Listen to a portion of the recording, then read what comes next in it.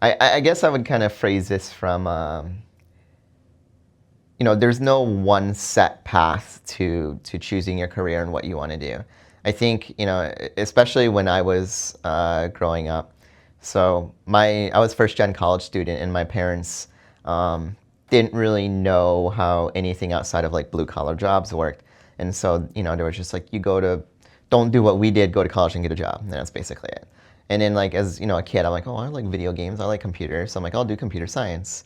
So I went and did that, and then did my undergrad and went and got a job as a software engineer.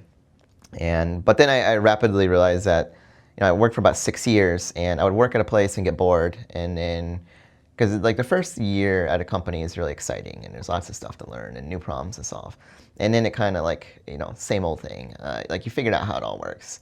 So then I would like quit and go somewhere else and quit and go somewhere else, and it kept happening, and I was bored. And so I was like, well, this isn't for me. Maybe there's something else.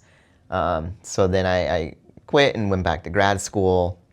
And at first that was really hard, actually. That was a really big change.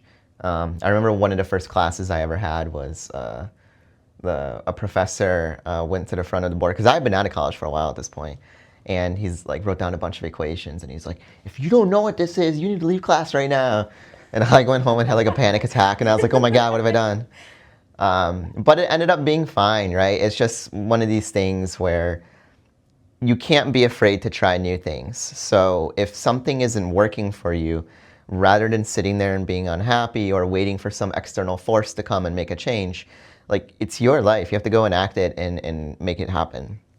And then, because in my case, it worked out for the best. So like I stayed in grad school. I had a wonderful time. I did my PhD, then I did a postdoc, and I'm a professor here. And like honestly, it's hard thinking back. Like 15 years ago, if I had made a different choice, I would have such a different life, right? And I can't imagine what that would be, just because I enjoy so much what I do now. So yeah, I guess my general advice for that is there's no one set path. Choose your own way. Like try things, because you never know if you'll like it until you try it. And if you don't like it, it's not the end of the world. You can try something else. So, but like, in general, always just keep trying to push forward, I suppose.